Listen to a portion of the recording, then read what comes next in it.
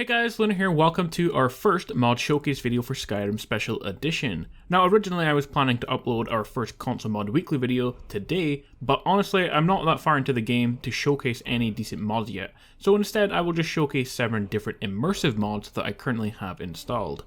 There's actually way more mods here altogether, but I have grouped some of them up because they're very similar. Later today I will also upload a video explaining load order, because I know some of you have had problems getting your mods to work. Tomorrow hopefully I will be much further in the game and I can get some decent mods showcased.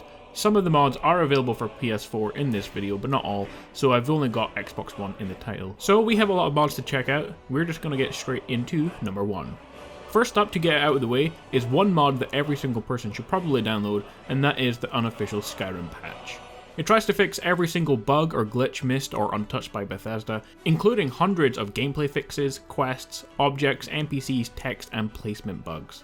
So to make sure you don't run into any annoying errors in the game, then download this one straight away. So that's not really an immersive mod, but it's one that you should definitely download, and it was worth adding to the list because it's a mod that everyone should have. Next up we have Open Cities Skyrim. One of my personal hates or dislikes in any open world game is loading screens. Just a small thing really takes away from the immersiveness of any open world. So one of the first mods I installed was Open Cities Skyrim. A small mod that does exactly what it says, make cities in the game open world. So that means no more loading screens when trying to enter places such as Whiterun, Riften or Solitude. A lot of people have concern with this mod whether it would create a big drop in frame rate, but as you can see from the video, there is not any noticeable frame rate drop despite having this and like 15 other mods installed. There was one issue that I found, and that is if you install this mod while you're in a city, you can't fast travel anywhere without the game crashing. So make sure that once you've installed it that you leave any city you're in before fast traveling for the first time, and after that initial fast travel you can then fast travel in and out of cities, okay? The next 2 mods that I installed were Point the Way and Lampposts. If you're new to Skyrim, then trying to travel all the major cities can be a bit of a challenge. It's not always as easy and simple as heading straight towards the city on the map. You may have to get around a mountain or past a giant waterfall first, and so you might have to follow a road or go around a barrier. The only problem is, which road do you follow and in what direction? While the game does have some signposts available, there are loads of times when you come to a fork in the road and you have absolutely no idea where to go, and even when you do have signs, they're usually only vaguely pointing in the right direction. The Point the Way mod adds in loads more signposts and adjusts their position, so you can navigate the roads much easier to stop you getting lost. To help you find your path and see where you're going, and also to make it a bit more realistic, along the roads are now regular lampposts or hanging lanterns, so you know where exactly the main roads are, and you can see better at night as well. So make sure that you download the Point the Way and Lampposts, especially if you're new to Skyrim. The next mod that I downloaded, and we're sticking with kind of navigation here, if you're struggling to reach any location, then you can always read your map. But the problem is the map is at times quite obstructed, and you can't see anything because of clouds. So the mod Go Away Map Clouds clears away all the clouds from the in-game map and makes it much easier to read. And to me, it's more immersive anyway because Skyrim is set in more medieval times, and it's very unusual to have an interactive map to look at anyway. So you can download this one, it definitely helps you get around easier because you can actually see where you're going on the maps. So now we have those mods out of the way, those are all kind of smaller mods. I have some bigger mods that I did install. Next up we have the town expansions. And of course all of these mods we have already covered in previous videos. It's going to be a little while before we get any videos that have brand new mods because I'm pretty sure I covered most mods with the confirmed mod videos. And some of those mods that were in those confirmed videos were the town expansion mods. Darkwater Crossing, Kinnisgrove, Karthwasten, Solyon Sinkhole, Whistlemine, Shorestone and Iverstead. While the cities of Skyrim were all well thought out, the smaller towns and villages were usually lacking something. Despite most or all of these towns being part of a quest at one point or another, not much thought went into them. With these groups of mods, you can now get extra houses so that all NPCs each have a location where they live. Any potential spouse can also share their new house with you if they have a new one in these locations. Any building that is mentioned in a quest or lore that doesn't actually exist has been added. For example, Odfel's house in Shorestone, where the NPCs usually talk about her house being destroyed, but the actual ruins of her destroyed house don't actually exist. Well, now with this mod they do. Any inns, taverns, blacksmiths, etc. from these towns that exist already have been upgraded so that they are now fully functional, because before they were just kind of partially functional, or they only sold half the amount of things from regular vendors in cities, that kind of thing. So I was really excited to install these mods because the cities are really exciting in Skyrim, but I always felt that the smaller towns felt kind of lacking and lifeless.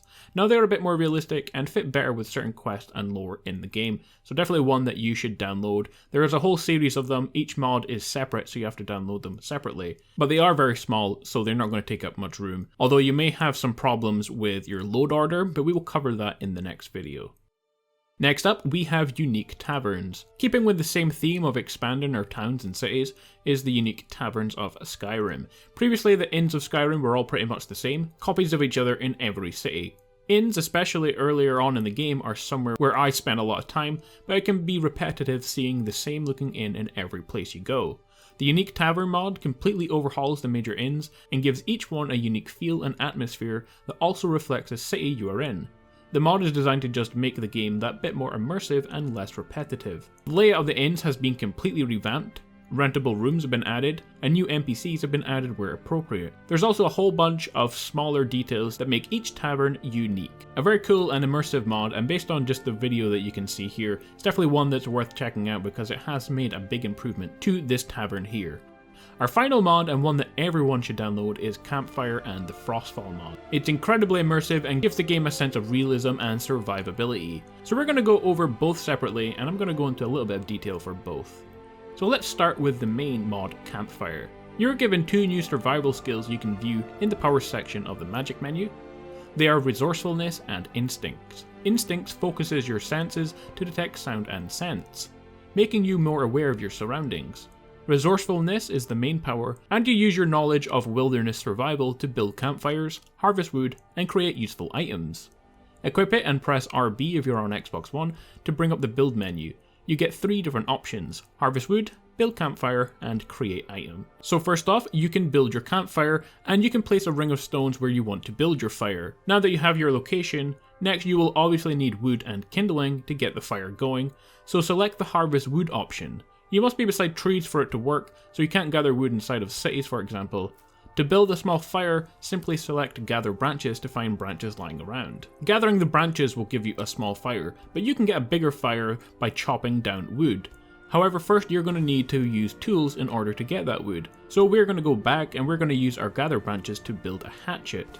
And we can now use that to gather wood instead. You can then use that wood to make a big fire. Place the wood in the fire, create your kindling, and you can either light the fire with stone or with fire magic. Once done, you can gather more wood to upgrade the fire. Once it's fully upgraded, the fire provides you with perks, and it can also be used to cook food, so you have something to eat to regenerate your health.